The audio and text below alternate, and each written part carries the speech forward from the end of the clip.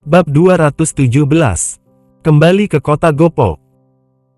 Harry meletakkan cangkir teh ke atas meja, lalu berkata dengan perlahan, "Biarkan dia pergi." Ketika aku mengungkit Johan tadi, ekspresi pemimpin Rocky sedikit tidak senang. Mungkin mereka berdua memiliki suatu konflik. Kita juga tidak mungkin karena seorang Johan, maka menyinggung pemimpin Rocky, bukan?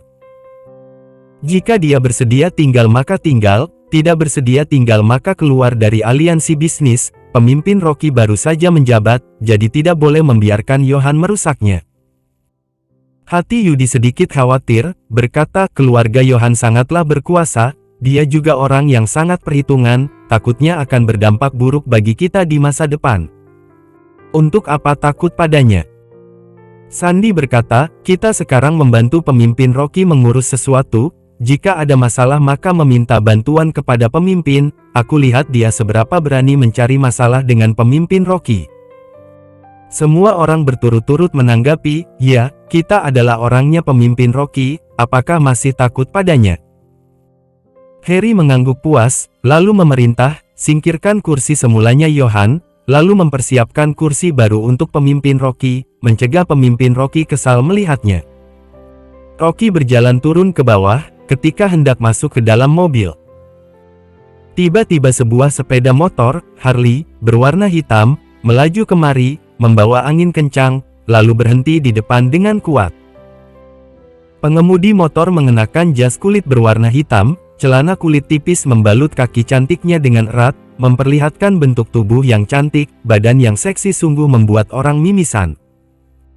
Rocky mendongak, lalu menggelengkan kepala dan berkata, tidak bisakah mengendarai lebih lambat, juga tidak ada orang yang mengejarmu di belakang. Pengemudi melepas helm, memperlihatkan wajah cantiknya Maggie, dia mengibaskan rambutnya, mata cantik melotot dan berkata, jika aku tidak mengendarai lebih cepat, apakah sempat mencarimu? Rocky tertawa, lalu bertanya, ada apa mencariku? Maggie bertanya balik, apakah kamu mau kembali ke kota Gopo? Iya. Mulut Maggie sedikit terbuka, ingin berbicara tetapi berhenti lagi, tatapan matanya sedikit mengeluh, kamu begitu terburu-buru kembali, kakek masih ingin membiarkanmu menetap beberapa hari, agar bisa mendiskusikan keterampilan medis denganmu. Sebenarnya kakek yang ingin membiarkanku menetap, atau kamu yang ingin membiarkanku bermain beberapa hari? Rocky bertanya dengan lucu.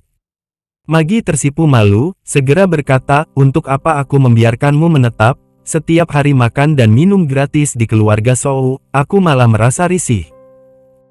Yoga mengamati ekspresinya, dengan segera mencari alasan untuk pergi, meninggalkan mereka berdua berdiri di pinggir jalan. Bukankah itu cocok, hari ini aku kembali ke kota Gopo.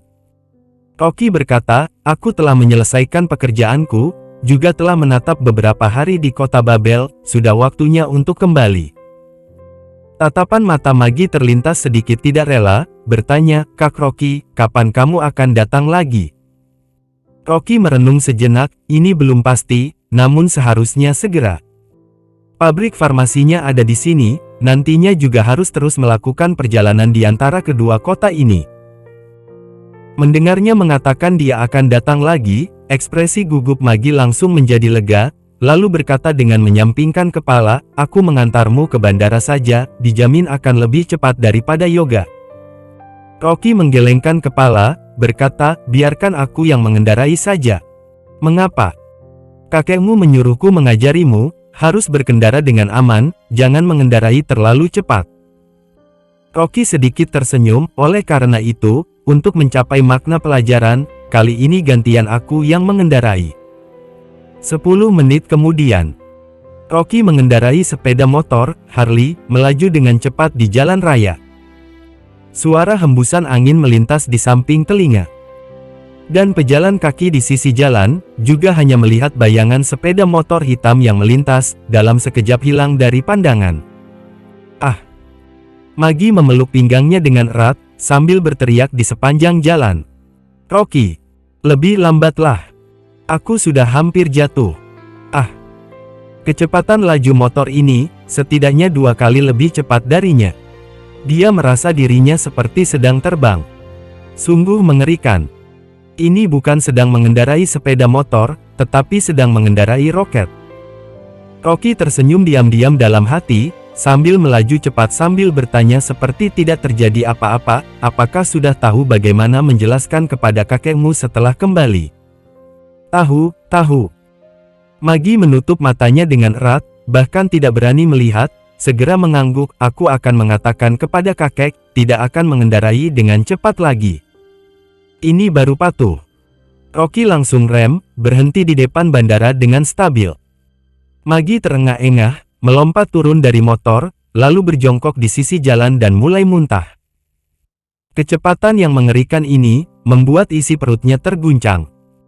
Rocky berjalan mendekat, menepuk punggungnya, tangan sangat cepat, menunjuk ke 3 titik akupuntur.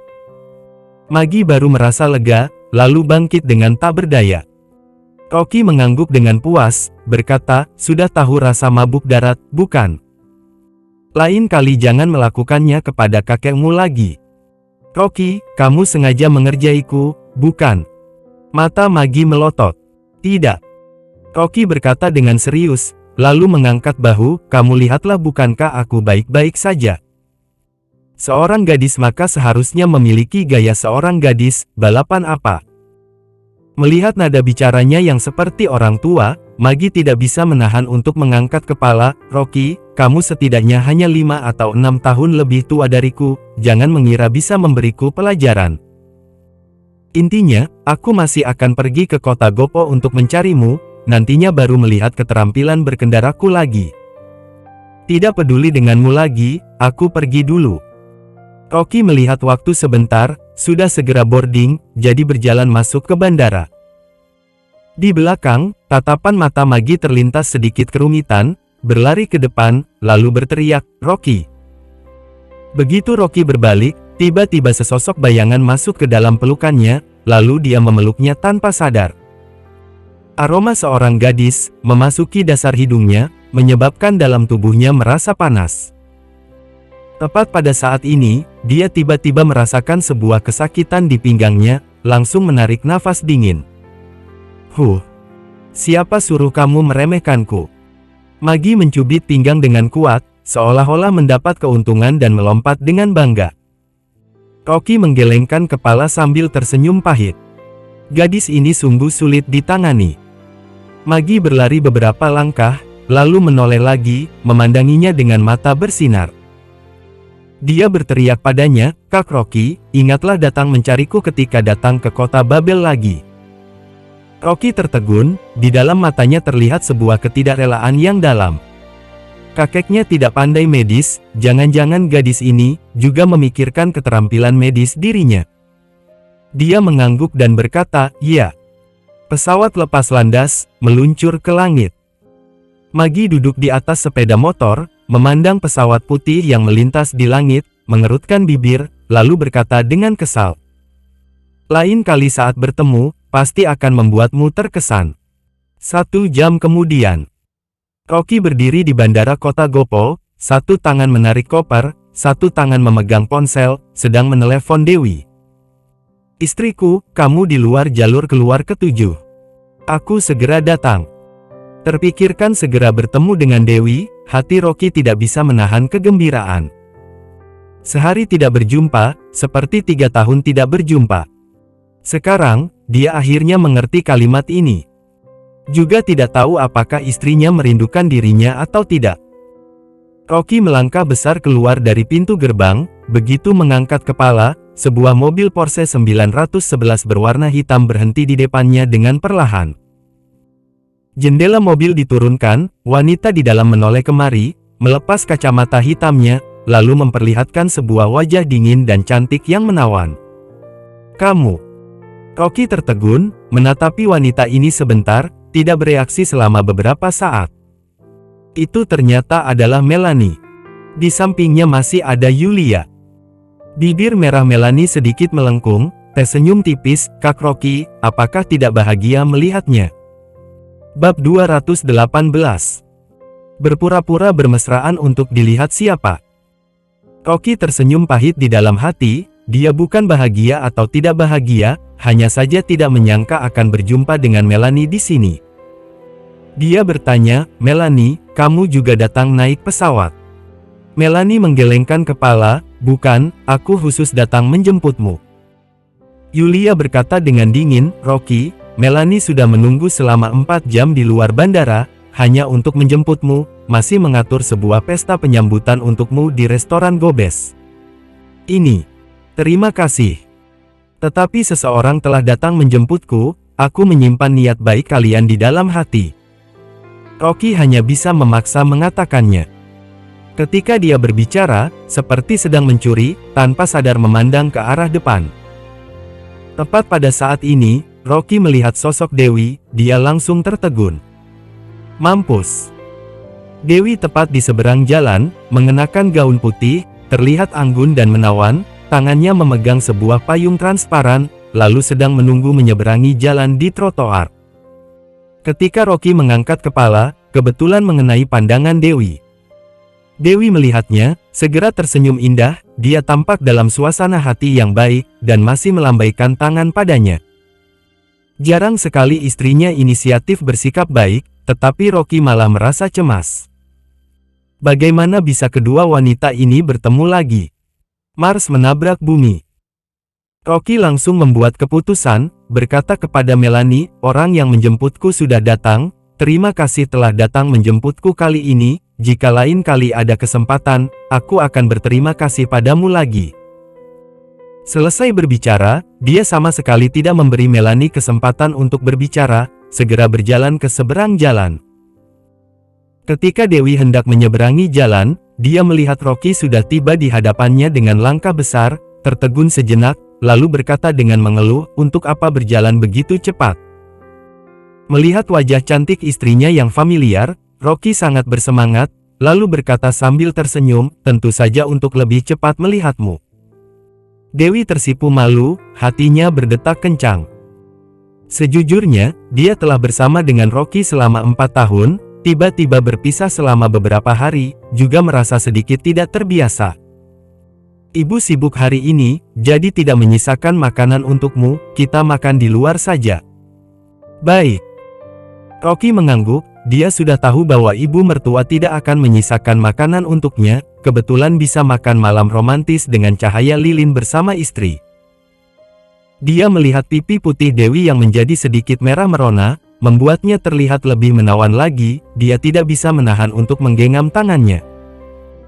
Dewi tidak menghentikannya seperti biasanya, sekalian menyerahkan payung padanya, lalu berjalan berdampingan ke arah depan. Di dalam mobil Porsche seberang jalan, Melanie melewati jendela mobil, terus menatap belakang badan kedua orang itu, hatinya memiliki sebuah perasaan yang tidak diucapkan. Sikap dia terhadap dirinya, meskipun tidak begitu asing, tetapi juga tidak seintim seperti bersama Dewi, seolah-olah dirinya adalah seorang tamu.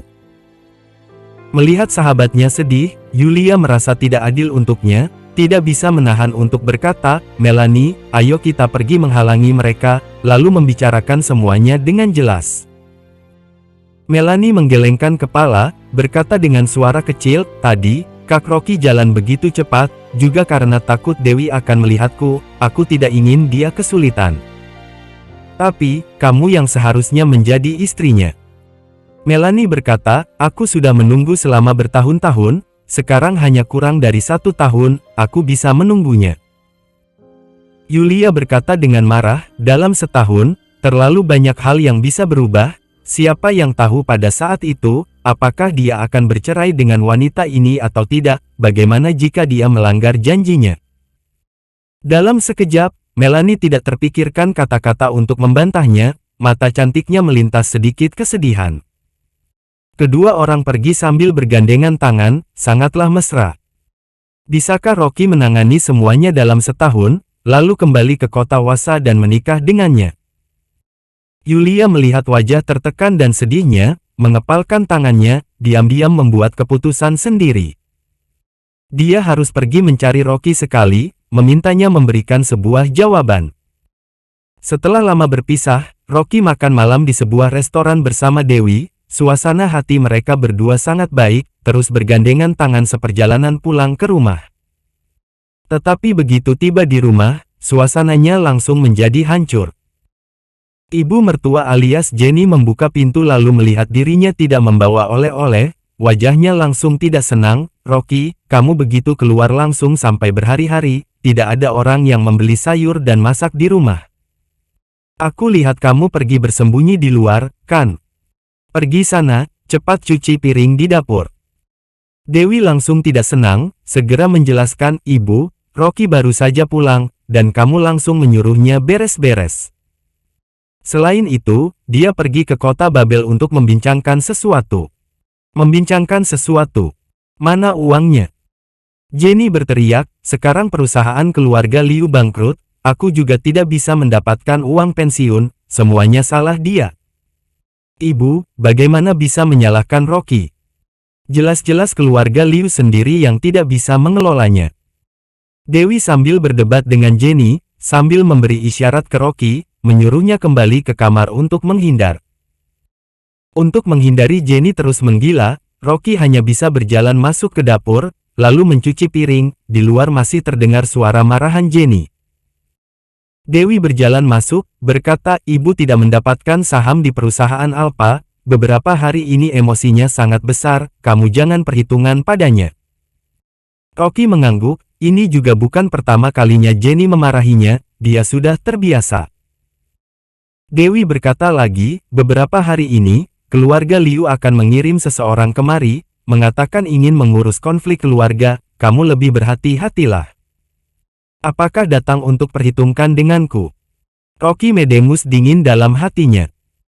Ayah sudah menjelaskan kepada Ando, kedua keluarga tidak ada hubungannya satu sama lain.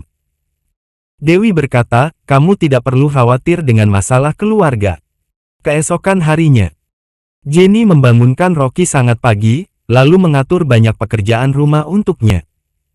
Dewi pergi bekerja di perusahaan. Tidak lama setelah dia memasuki kantor, asisten masuk untuk melaporkan. Direktur Dewi, ada seorang tamu di luar, katanya ingin membicarakan bisnis. Dewi mengerutkan kening, dia tidak membuat janji dengan klien hari ini, jadi mengangkat kepala dan bertanya, siapa yang datang?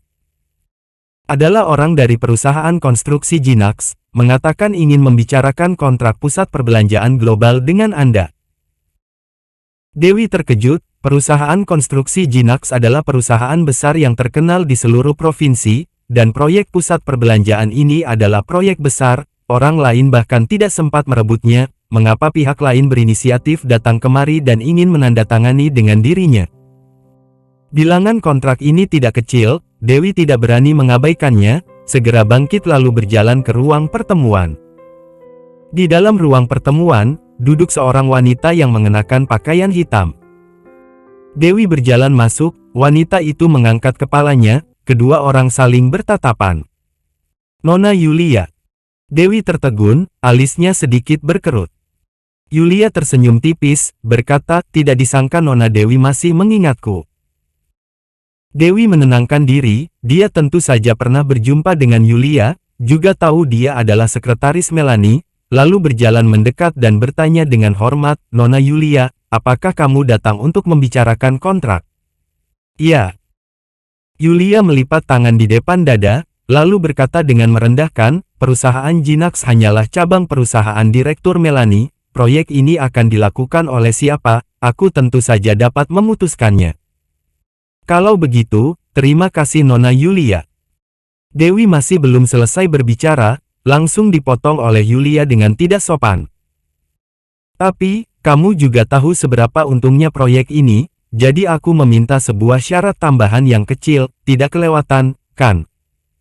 Dewi tertegun, mengangkat kepala dan berkata, silahkan katakan.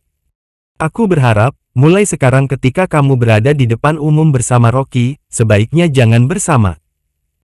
Terutama jangan muncul di hadapan Direktur Melanie, agar dia tidak kesal melihatnya, lagi pula, kamu juga tidak mencintainya, berpura-pura bermesraan untuk dilihat siapa.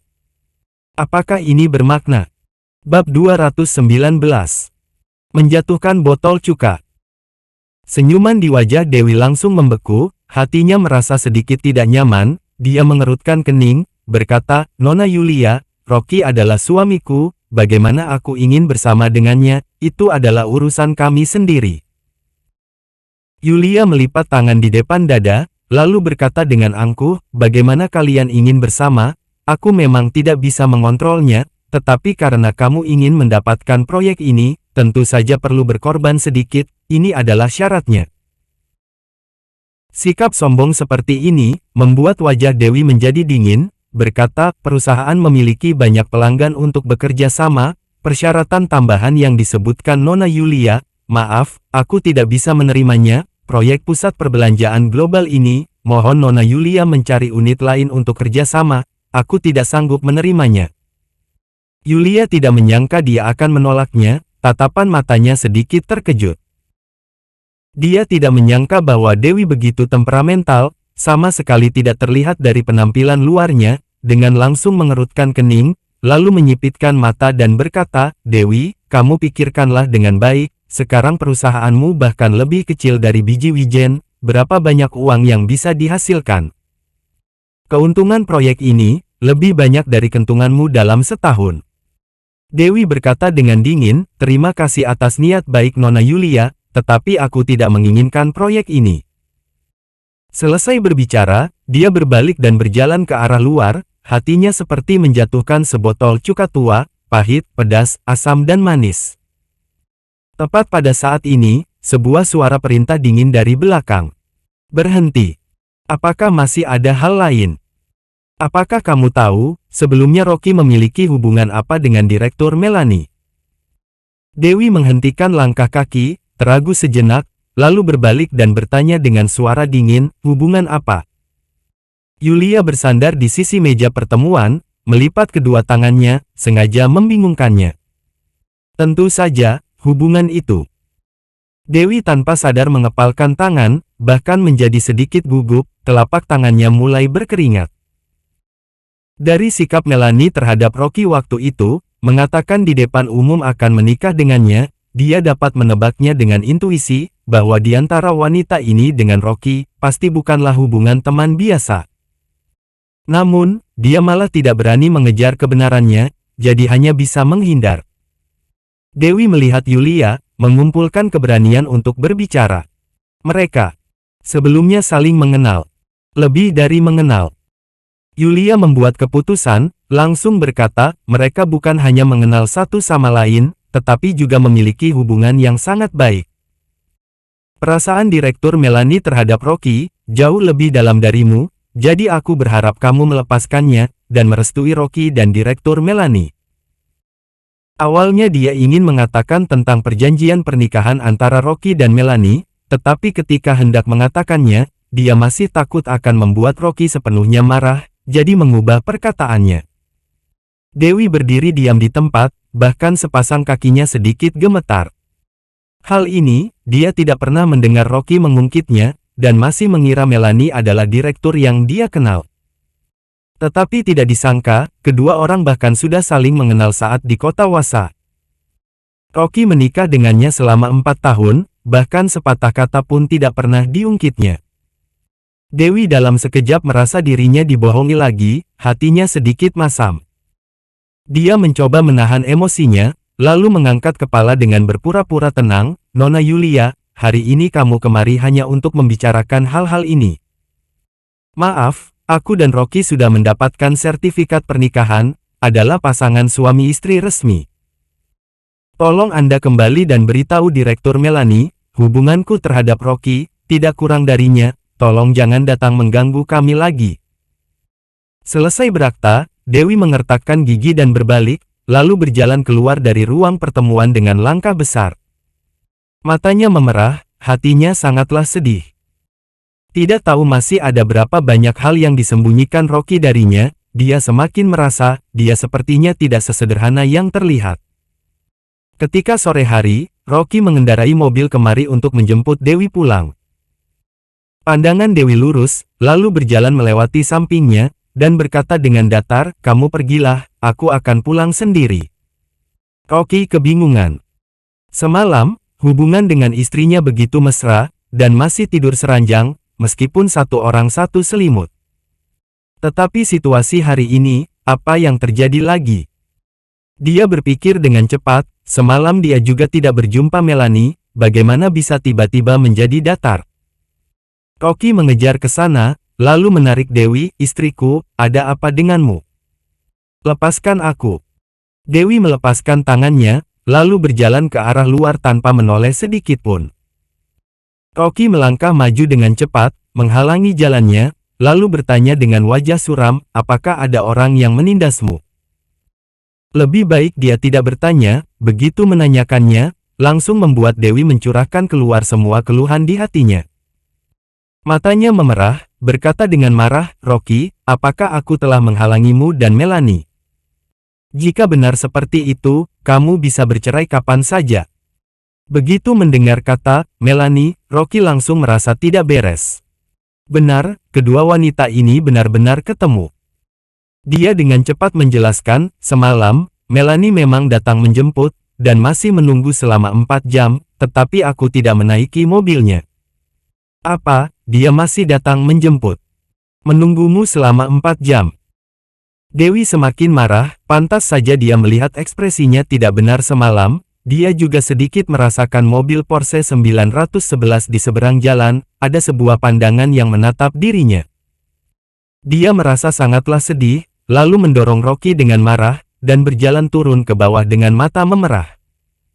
Rocky sangatlah kesulitan, jika tahu seperti itu maka tidak akan mengungkit hal ini. Dia memikirkannya sejenak, lalu mengejar dan bertanya, apakah Melanie meneleponmu? Apa yang dia katakan?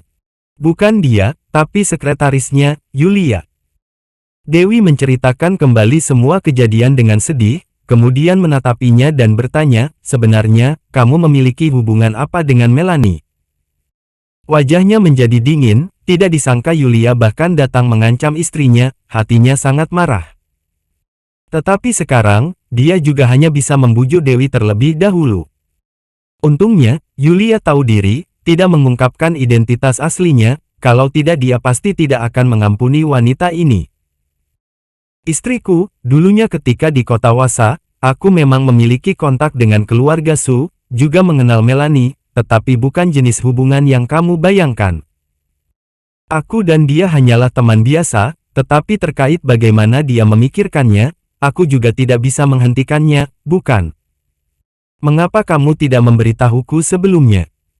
Dewi bertanya, hatinya pada saat bersamaan merasa masam, juga merasa sedikit curiga. Keluarga Su di kota Wasa juga bisa disebut keluarga kelas atas, orang biasa tidak bisa memiliki kontak dengannya. Tetapi Rocky dapat memiliki kontak dengan keluarga Su, apakah ini adalah sesuatu yang bisa dilakukan orang biasa?